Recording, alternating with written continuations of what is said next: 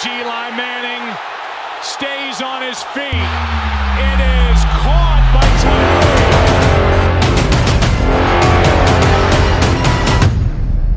Welcome back to Catch the Moment podcast. It's your host, David Tyree, back for another exciting episode.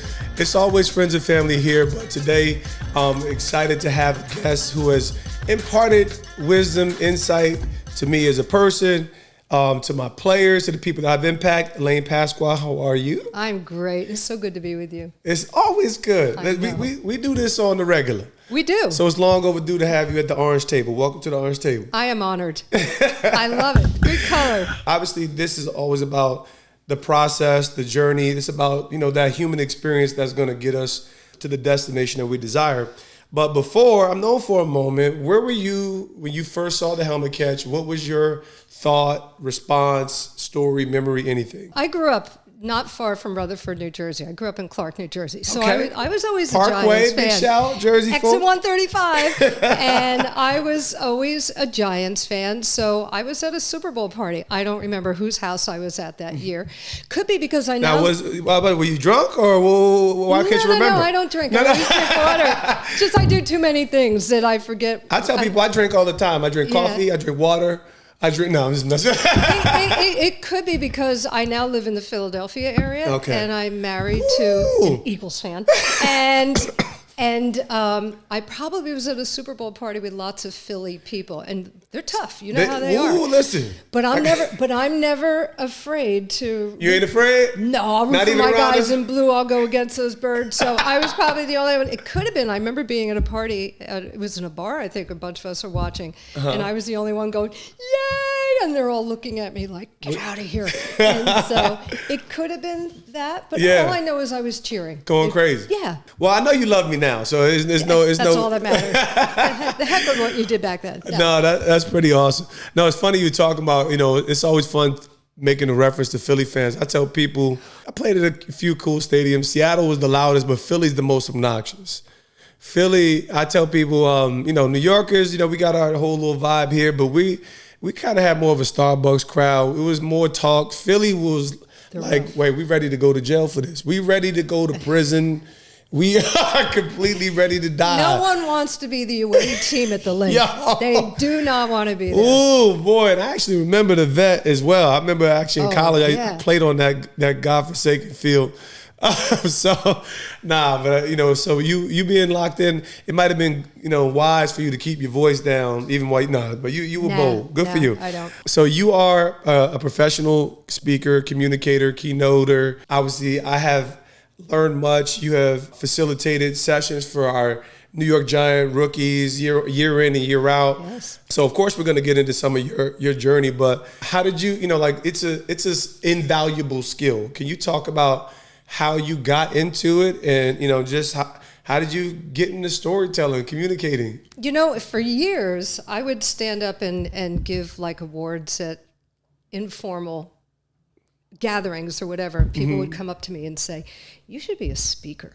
I was like, "Oh, okay." So you would get it. Yeah, it was just a natural. I was good at communicating. I was the queen of punish assignments in elementary school. So it's nice revenge that I can look at my teachers now and go, I get money to do this. Do this, that's right. So, but life happens while you make other plans. I was a dental hygienist for many years. Then I was working with my husband, Jeff, doing restoration of antique porcelain objects. Okay. And then we found out that my stepdad had contracted HIV from a medical product that was made from human plasma, and he unknowingly passed it on to my mom. So between the diagnosis and their deaths of both of them, it was a 5-year journey. And we had to keep it a secret. So imagine finding out that both of your parents are going to die and you can't tell anybody. It's hard. What year was this? Because, we've been through such an evolution. I remember as a kid, I'm a kid in the 80s. Right. And there was like the AIDS. 89, he was diagnosed. There you go. He died in 90, and then my mom died in 1995. So we're talking about a totally different era of AIDS and HIV and awareness, the and fear. All of it. All of it. The stigma, they didn't want anybody to know. And she finally told eventually 5 friends, and one of them rejected her, didn't even come to her funeral. So it was, we watched it. And we watch them die in secrecy and shame. And nobody should do that, regardless of how you are dying. Yeah. You deserve to go out with dignity and with the loved ones around you. Yeah. So a week and a half before she died, I said, Mom, can I speak out and can I start telling people the truth? Because if we don't, we're not going to teach people about the prejudices against those with AIDS. And she wasn't able to speak, but she nodded her head yes. Wow. And so she's not up there going, damn you, Elaine. And so I called the health department in Bucks County, where I live, Pennsylvania, and they immediately brought me into schools. And I just started speaking, and about 2 years after that, I called a local college, and I pitched my program. One person can make a difference in your life. Start right there. There's a whole study about the value of weak ties. And weak ties. The weak ties, the value of weak ties. And it was done at Stanford University, 1974. And they found that the people within your inner circle that speak your language are not necessarily the people that are going to give you the great opportunities to move forward career-wise in your life. Ooh. But it's the people that you nonchalantly brush up against that make the biggest difference. So you got to step out of comfort zone to really find the opportunities that are going to propel. Like telling young people, don't sit in your basement and play video games. Get out there. Even if you're working at a store, whatever. Yeah. You're coming in contact. And you have to talk to people. Get the headphones out. Start talking. Otherwise, you miss those connections. So I was brought in to Delaware Valley College to do a program for their RAs. And the dean of students sat me down in the office after and said, do you have a speaking agent? And I said, no. And he goes, well, there's a lot of people that do this for a living, and they charge a lot more than you charged us. Yeah. And there's people that actually are on the college circuit. Yeah. And this guy named Jay Wright mentored me. He spent a ton of time helping me to get in touch with agents and getting all my material together. Amazing. That one person that I knew for 1 hour made a huge difference in my life. Man, you just jumped off the ledge, and there's so much good stuff. No, but it's great because number one, you started with obviously pain created purpose, right? Just most painful experience in my life took me to the most gratifying. No, that is so powerful. And I think it's just such a unique opportunity for us to see how we can be empowered, right, by something that can ultimately prove to be painful. I know in the human experience, we kind of want to reject any form of suffering. Yes. But I think that, as we evolve, grow, live long enough, we start to realize that's usually the places where we identify the most meaningful and rich experiences and growth, development, and ultimately purpose. I just wanted to squeeze that out because you are living it. No, you're right. You learn more from your trials than you do from your triumphs. No, but it's how you choose to deal with them and treat them. It makes a difference in a person's life for being someone who survives. So, and then I just built it, and I started speaking to colleges, but after 2 years, I started hearing all the stories of kids who are messing up their lives because of bad choices. There it is. Alcohol, the sexual assault, the sexual health, all of this stuff, drug abuse. So I broadened my area of expertise. Great. And I started studying, incorporating all that, and did programs accordingly. And then I called the New York Giants one year. Well, actually, I created a niche for working with collegiate athletes in around 2002. So what was your first sports program that you spoke for? Like, what was the first speaking experience where you were like, oh my gosh, I can't believe this is really, I'm pushing the needle here. I'm like, well, I mean, being with Nick Saban 5 times is that's like, he comes in the room and he's got his reading glasses on and he's sitting there with his reading material while you're talking. All of a sudden he takes the glasses off and he zeroes in on you and you're going, oh my God, Nick Saban is looking through my soul. Now, I don't remember who my first D1 program was. No, that's memorable enough. Obviously, you're talking about the most iconic football. And I hate to say this, I'm on the orange table. We love you, Syracuse, but we're not even close. I did speak to Syracuse. I love Syracuse. Okay, all right, we're back in business. They were good. I enjoyed them. They were like, please come to our games. They don't come to our games like they do in the South. They were great. It was a wonderful group of young men. Yeah, they still got the dome, but it's cold up there. Nobody just casually rolling into Syracuse, New York. It's a beautiful university. It is. Private university is beautiful. So obviously you've spoken to many, many colleges. So let me talk about it because I think, I'm like in this transition space, and obviously life is an active transition. You actually mentioned something. We talked about you broaden your areas of expertise. That takes a tremendous amount of intention and faith. What is that process like, right? Because for the athlete, you have to learn new skills. For the speaker, you have to gain different areas of credibility. So take me a layer or two beneath that process for you and how people can take the first step at gaining more experience and credibility in different topics as a speaker.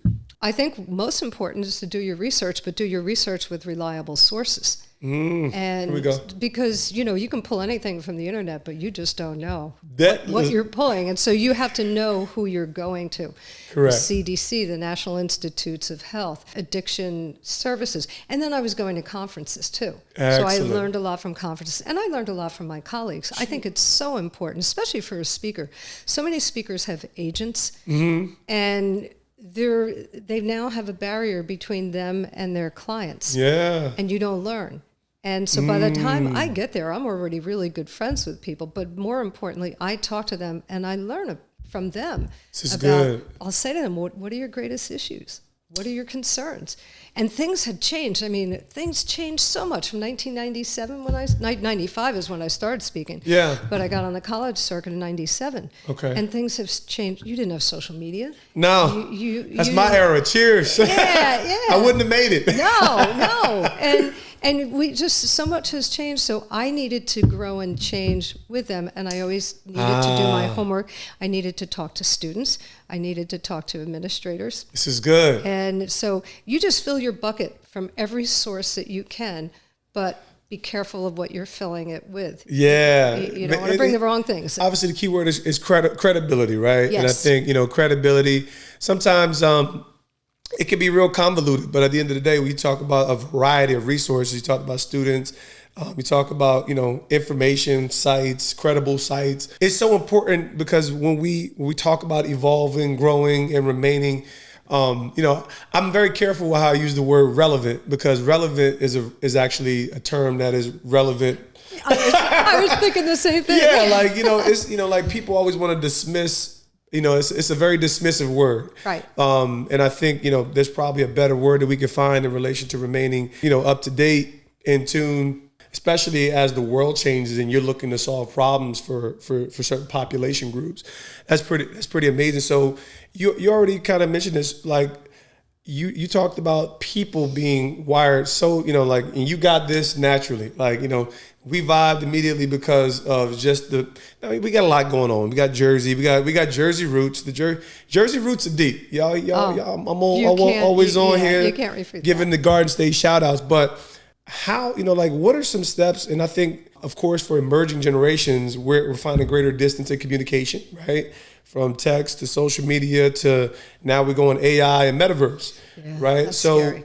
What are some intentional steps that, people are going to have? You already actually mentioned the risks that we're going to have to take to remain useful as communicators and, kind of gapping some of the divide that technology and some of our means of communication. I think the most important thing is having eye contact with people and connecting this way. And we're spending too much time looking at this. Yeah. And I've seen it. I've seen it on campuses, and I hear coaches talking about it. I see it now. I do work with corporations and businesses now too.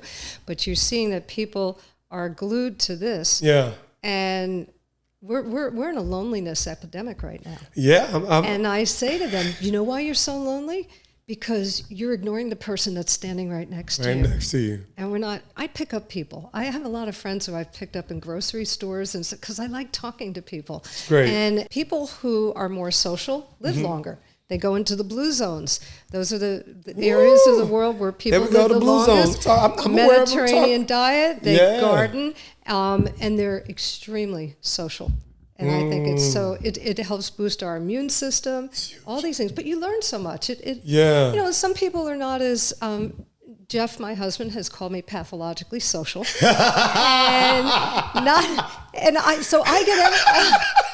I get energized by people. That's fantastic. But a lot of other people get drained by it. So they need to know how much they can take before they need to pull back to re-energize themselves. That's so true. No, I love the way you said that. It's so funny because I've been a very social being.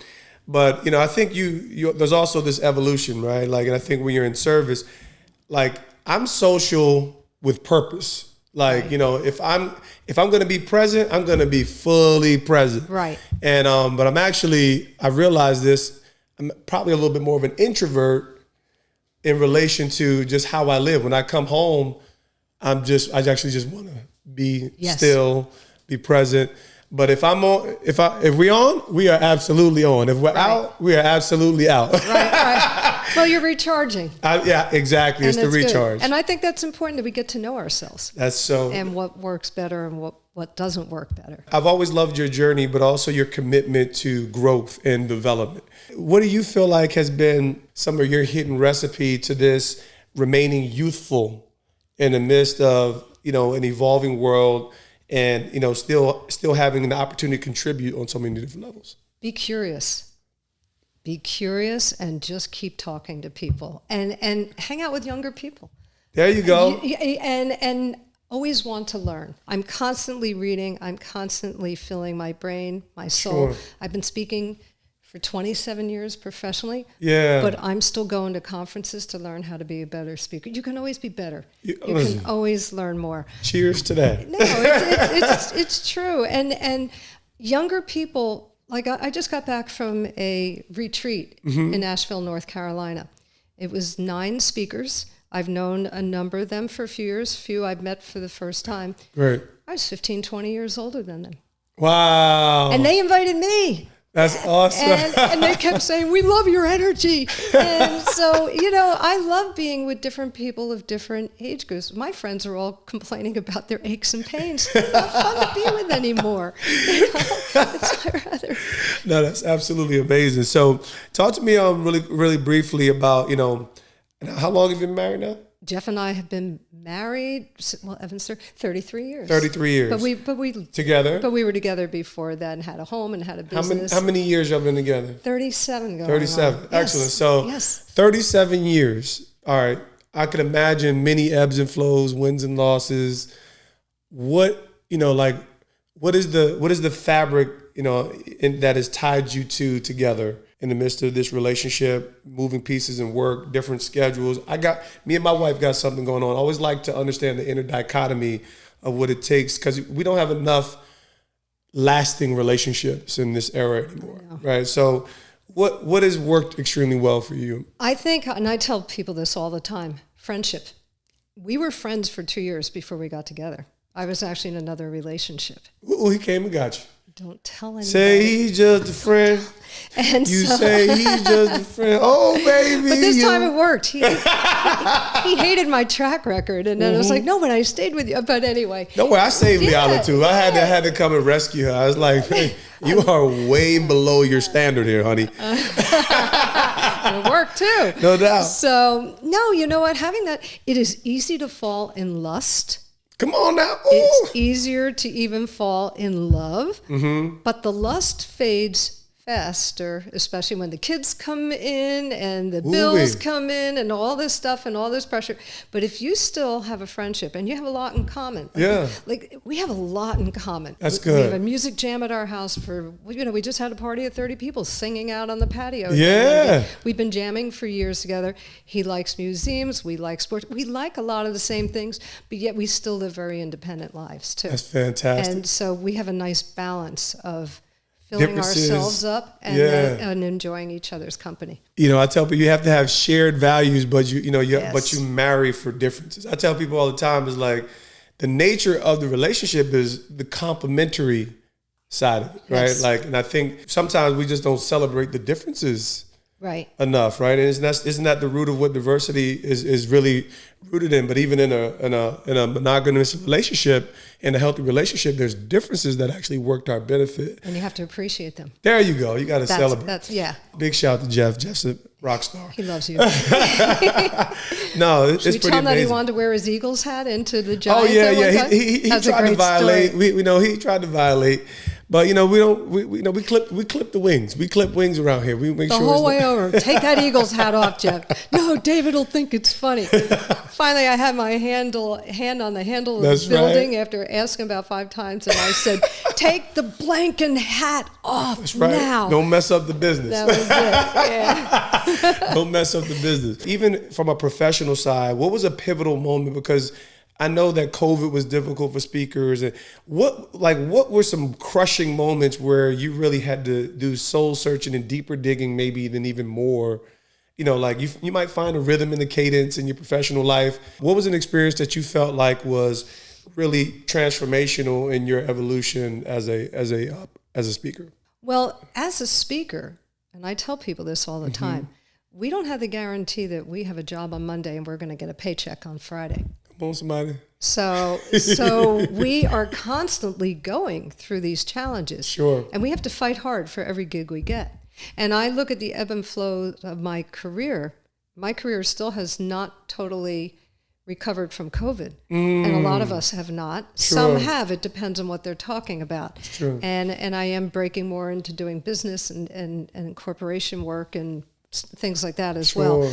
But what happened in my career, coaches get fired. Yeah. And they take everybody with them. Yeah, man, they fired me too. I got fired the same year you did. I was 9 years with the Giants. But, you know, and that had happened a number of times, like Alabama, been with them 5 times. Sure. And now the person who hired me is no longer in that position. Yeah. I can't get my foot back in the door.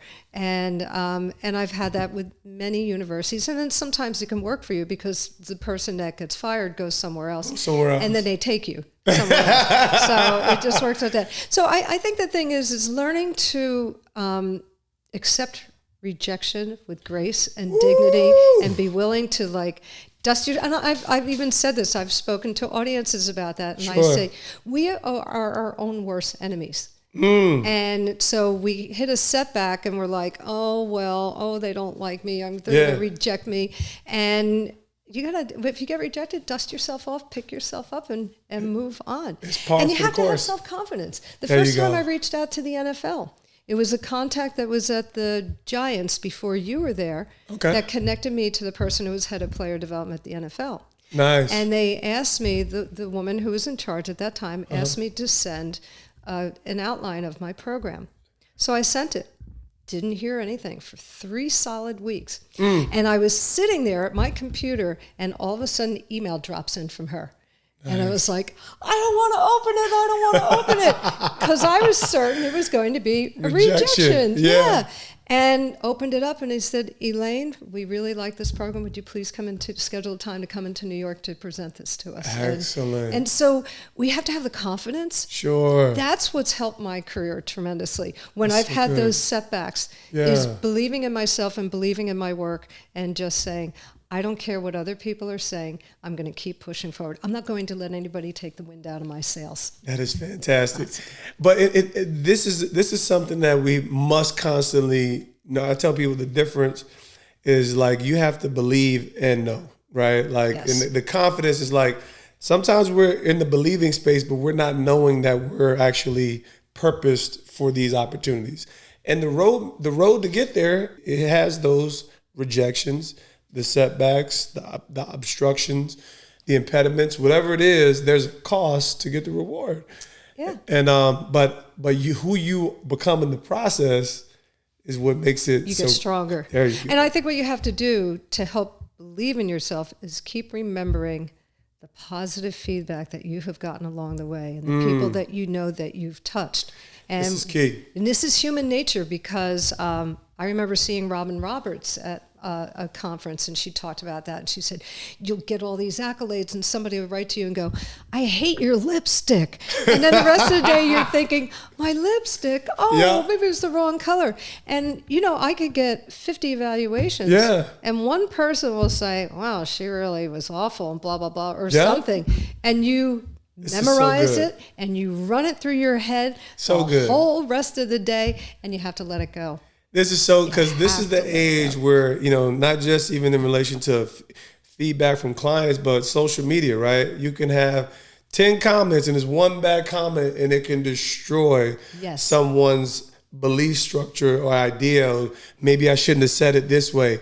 And it's this idea that we have to be perfect or we're going to satisfy everyone's. We have to have some sense of sobriety, mean be challenged, be willing to be challenged, but have the confidence that your message is proven for the people that it's really proven for, right? And you also have to remember that there's just some people who are really negative. Come on, and some jerks out here. Yeah, the hell with you. And social media, people are spewing. You know, I have a program on social media, and I talk about that, how mean we've gotten because people can type whatever they want and not see the hurt in the receiver's eyes. Listen, I'm gonna tell you what.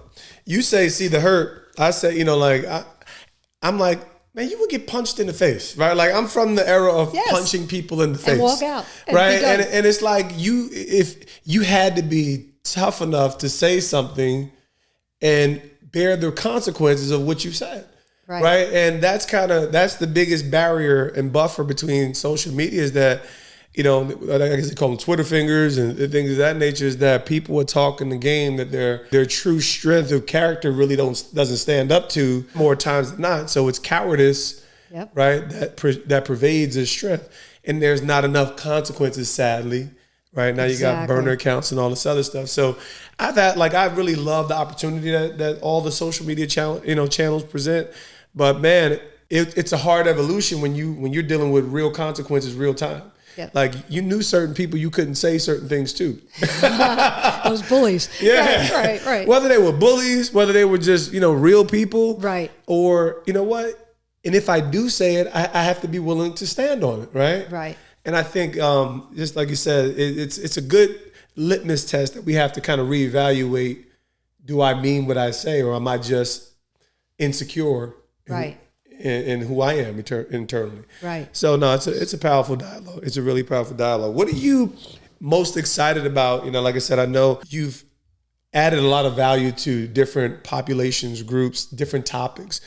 Is there a topic or a community or a demographic that you're really excited to kind of give some of your resources and experience to moving forward? My heart will always be with the college students. Got it. But that's tough. It's tougher work, and I want to expand it to other fields. One person asked me recently, in an ideal world, what's your favorite audience? I said, nothing makes me happier than to be in a room with a group of football players. You got to talk about this. Why? Give me one. You know, maybe because I'm so big and I come in and they look at me like, oh, you know, I'm 5'3", I weigh 105 pounds. So I walk in the room and they're like, what the heck? Yeah. And I just have this connection with these young men, and they open up and they share, and the intimate conversations that I have with them are remarkable. And they get me, and I get them, and there's just this wonderful symbiotic relationship that I have with them. But it's nice to do new things. So I am now working again with some businesses and doing corporate. I have my highest paying speech coming up in a few weeks for for the Snow and Ice Management Association. Oh, nice. These are the people that are out there plowing our roads when we're home cozy, warm. And I got a keynote. Don't slip, don't trip. Yeah, right. And it's in Florida. I'm going to come out with a winter jacket and a hat on and stuff. But I've been doing work with diversity and inclusion for a number of years because a couple campuses asked me to develop training for them. Okay. So I've been doing that now for human resource managers and law firms and doing that. But somebody from National Speaker Association recently said to me, you know, Elaine, you should be doing a program on how to live and age well, because you're living the dream. Yes, you are. And because I defy my age and I have a lot of energy. So it's something that I might look forward to doing. It's always fun to try new things. You should. You know, like I said, I've always embraced every stage of life. I get excited about aging. Like I'm alive. Yeah, it's good. It's the evidence of me being alive. You get smarter too. There you go. It's wisdom. Yes. Till your brain shrinks and then you forget things. But I know. Memory wise, I'm usually people have to recall my memory. I'm like, so getting older is like, okay, we're going to have to do some memory exercises around here. We're going to be very intentional. What would you do without Lila, right? Listen, that's my wife. That's my lovely. So give me what you believe, Elaine. Here's the kicker. What would you call your defining moment in your life or your career? Being on a larger stage for National Speakers Association and speaking in front of my colleagues and having the feedback and the warmth and the cred, that I got because of that. Working with the most amazing athletic teams, major Division I football programs, quite a few NFL teams, Major League Baseball teams, NBA teams. I pinch myself. And in fact, the time that I was doing the training, I did the training for the NFL, and this is a defining moment too. This is good, and you'll relate to this being from New Jersey. It was the year of the labor lockout, and they had me develop a program for the teen practitioners, and so I was at the NFL headquarters in New York on Park Avenue, and I was ready to go on virtually to work with them. We had sent them all the materials, the interactive exercises that I do. Yeah. And I was standing there in the room by myself, and we were all set up, and I was looking down on Park Avenue, and I thought, God, if my friends from Clark, New Jersey could see little old Elaine who grew up on Gertrude Street standing here in the NFL headquarters. It's just, I never take anything for granted. I've pinched myself many times. And even if I'm just in a room with a few people, and when your heart is full, I've spoken to audiences as large as 3,000, and my smallest was 1. And it was at a campus in Ohio. And they had a tornado warning, literally 10 minutes before the program started. And this girl came in staggering, and her hair was like blown in a beehive. And she said to me, I have to write a paper on this. Oh, gosh. And she sat in the front row, and I took a chair, and we literally sat touching knee to knee, and I gave her an hour's worth of information for her paper. What? And so you walk away, and you just go, now that's my takeaway right there. I love the way that came out, and I have a statement that I says in relation to my faith, I want to live for an audience of 1. Yes. And I think even when you're communicating, there's so much value and virtue in that. These are like skills and takeaways with finding eye contact in the room and things of that nature. But there's something very special for when you can be impacted by an individual in a way where you felt like this was a one-on-one engagement. Yes. So, and sometimes my favorite moments are after the program where people come up to me and share. Or I've helped a lot of young women who've been sexually assaulted, and they write to me afterwards and they share their stories. And the minute I get that email, I write back, give me your phone number. I'm not writing to you. We're going to talk about this. And I have spent many, many hours on the phone with survivors. I helped one young woman through a suicide ideation episode and helped get her into the right channels to get the help that she needed. And so to me, those are, you can have an audience standing there and all going, yay, and clapping, but it's those one-on-one moments that really make a difference when you know that you can touch somebody. You've been clearly doing that. The power of, you taking hold of your pain and really fueling that with tremendous purpose and just living, like when I get these experiences to just hear more of your story, there's so much impact and legacy involved. So just thank you for living. I know there's more in front. I'm not done yet. There's more in front. Where can we find you? And, just want to make sure we have the avenue for any of our guest listeners to I be would love impacted to by your work platform. with you. Yes, please call me.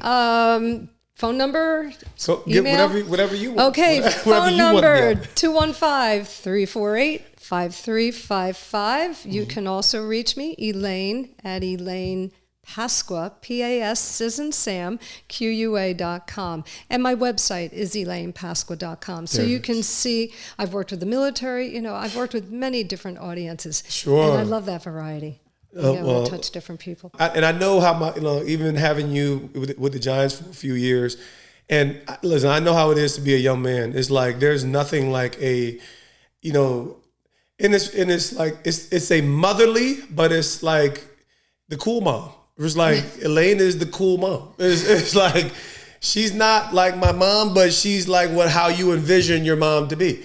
It's like because most people don't have. You know, like I would say majority of people, and everybody comes from a different experience, right? Right. Most people don't have this fluid relationship with their parents where they feel like everything's on the table, right? It might be some. Right. It's like, well, I can't talk about that with my parents, right? Like, so I think that's some of your uniqueness, especially with that population of athletes, is there's a freedom and a liberty in your connection. And I just really want to encourage everybody, is like that kind of freedom and authenticity will always create a bridge of access for people. And you have to be non-judgmental. And this is the problem that I see. I could write a book about some of the stuff I did. I was pretty wild, but I always had my goals, and I always knew when to step away from things. But the thing is that so many people that I know, as they go through life, they forget what it was like to be a 21, 22, 23-year-old. There you go. And they become judgmental. And you can't. You still always have to put yourself in that person's shoes so you can be open to them. I mean, my kids, even now, I'm still getting it. My sons are in their 30s. I'll get calls from their friends, and they'll share really intimate, like, I just hooked up with somebody and I did this, what do I do? Like, I'm gross. I just did something gross. And I'm like, and I'm thinking, I can't believe I'm having conversations like they share all the dirty details. But it's good because I like being the person that they know that I'm safe to come to. I'm safe. It feels safe. And it's powerful. But Elaine, can't thank you enough for being a friend and advocate. And just having you here, spend some time sharing some of your insight. I know that people who have stories of pain can now be empowered to encourage. So just thank you for being a friend in general. Thank you for coming on Catch the Moment podcast. I appreciate your friendship too. Thanks for having me. It was a pleasure. You are the best. Listen, everybody, Thanks. Make sure y'all tune in. Find Elaine on ElainePasqua.com, I believe. DavidTyree85.com. We are continuing to push the needle so that you can get to your next great moment. Grace and peace.